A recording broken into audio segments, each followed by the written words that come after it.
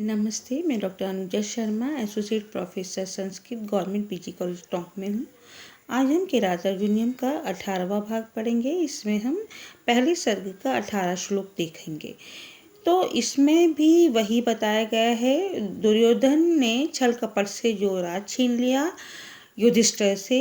Yudhishthir one में है, one में रहते हुए भी जो दुर्योधन है वो युधिष्ठिर से हमेशा भय से रहता है, भयाक्रांत रहता है, मतलब सारे पांडवों से कि कभी भी वो मेरे पे आ जाएंगे, आक्रमण करेंगे और या वनवास के बाद आएंगे तो मुझसे मेरा राज्य वापस ले लेंगे। इसलिए वो प्रजा की भलाई में लगा है, किसानों को खुश करने में लगा है और वो अच्छे से अच्छे कार्य कर रहा है, अपने यश को फैलाने में लगा हुआ है। तो उसके यश इतना फैल गया वो कि उससे जो उसके कुरु जनपद की जो धरती है वो मानो स्वयं उसके लिए सोना उगलने लगी है। ये बात गुप्तचर अपने महाराज युधिष्ठिर को इस श्लोक में बता रहे हैं।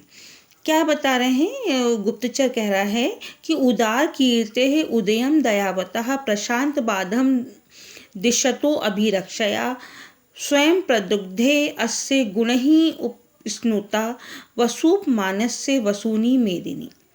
मतलब जो दुर्योधन है वो किस तरह से राज कर रहा है, उसकी राजनीति के बारे में हमने पहले पढ़ लिया है। कैसे साम दान दंड भेद का उसने करा है, किसानों की भलाई के लिए उसने कुएं खुदवाए, नहर खुदवाए। तो जो कुरु जनपद की जो धरती है वो अदैव मात्र का हो गई है, देव मात्रक नहीं है, वर्षा जल पर निर्भर नहीं है।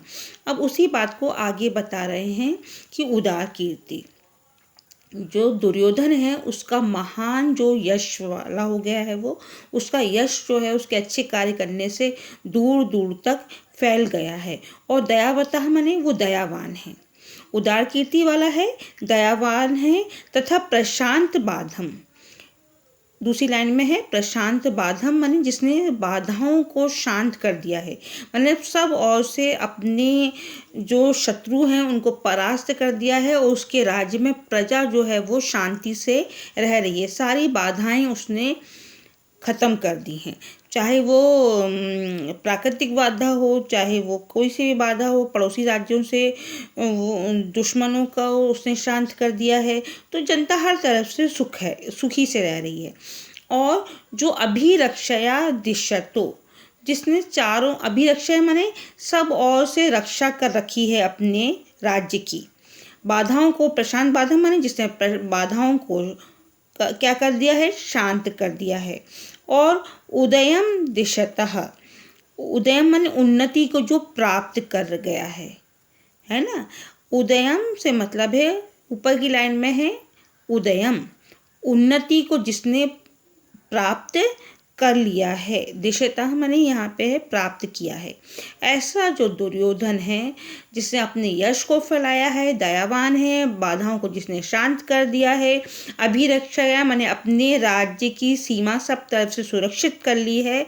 और जो उन्नति को, उदय माने उन्नति को जिसने प्राप्त कर लिया, दिशता माने प्राप्त कर लिया, ऐसा जो दुर्योधन, उसके गुणों से प्रसन्न होकर स्वयं प्रदुग्धे अस्य गुण ही उपस्नुता, मतलब जो उसके गुण हैं उससे उपस्नुता माने द्रवित हुई जो धरती है, वो वसूनी माने जो पृथ्वी है वो क्या कर रही है, वसूप माने से कुबेर के समान उसको जो धन है ना वो दे रही है। स्वयं प्रदुग्ध माने स्वयं ही उसको धन उगल रही है। जैसे एक गाय है, यहाँ पे गाय का कहीं कोई वर्णन नहीं है, लेकिन एक गाय से मानो एक हमें एक बिंब प्रतिबिंब भाव आ रहा है कि जैसे गाय है वो चतुर्ग्वाला, जिस अपनी गाय को लेकर आता, दिन भर चरा के लेकर आता है और बछड़े के पास गाय को बांध देता है, और गाय जो है स्वयं वो द्रवित हो जाती है, और प्रसन्नता माने द्रवित हो जाती है अपने बछड़े को देख के। और वैसे ही मेदिनी माने जो पृथ्वी है वो वसुओं माने धन को उगल रही है। दुर्योधन के गुणों से उपनिष्ठता माने द्रवित होकर, दुर्योधन के गुणों से खुश होकर, दुर्योधन के गुणों से मोहित होकर ऐसा लग रहा है जैसे मेदिनी माने धरती जो है वो, वसूनी माने धन धान्य को वसुमानस से न कुबेर के समान, जैसे कुबेर धन का खजाना खोल देते हैं, ऐसे ही दुर्योधन के राज्य में जो धरती है वो स्वयं ही अनाज उत्पन्न कर रही है, स्वयं ही खनिज उत्पन्न कर रही है, स्वयं ही उसको हर तरह की सुविधाएं दे रही है। स्वयं प्रदुग्ध से मैंने स्वयं ही उसका वो दोहन हो रहा है, स्वयं ही उसको सारे अनाज वगैरह सब कुछ दे रही है। जैसे एक गाय है, वो अपने बछड़े को देख के दूध देने लगती है अधिक मात्रा में, और चतुर वही करता है, बछड़े के पास लाके गाय को खिला पिला के खड़ा कर देता है। गाय को लगता है कि बछड़ा अब दूध पिएगा, तो वो बेचारी द्रवित हो जाती है और दूध देने लगती है। उसी तरह जो दुर्योधन के गुणों से मोहित होकर जो धरती है वो स्वयं प्रदुग्ध मैंने स्वयं ही वो अपना दोहन करवा रही है, मतलब वो स्वयं अनाज उगल रही है। किसान जो है बिना, हमने पहले के श्लोक में पढ़ा था, किसान बिना कष्ट के ही, बिना हल जोते ही धन धान्य उसके यहाँ के कुरु जनपद में उत्पन्न हो रहा है। क्योंकि दुर्योधन ने क्या करा है, नहर कूप खुदवा रखे हैं, तो इससे किसान भी कष्ट में नहीं है, किसान भी परेशान नहीं हो रहे।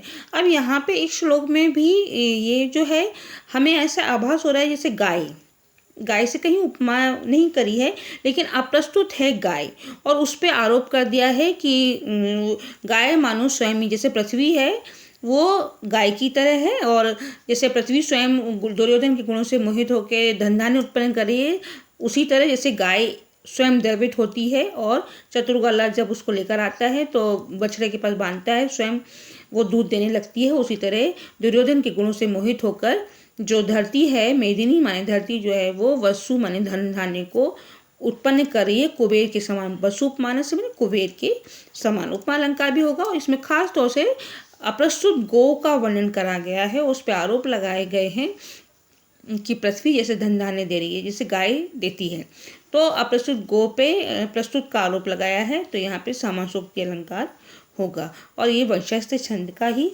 सुंदर सा श्लोक है। वंशस्थ छंद ही हमने देखा है, इसमें हर उसमें आया है। आज हम यहीं तक पढ़ेंगे। धन्यवाद।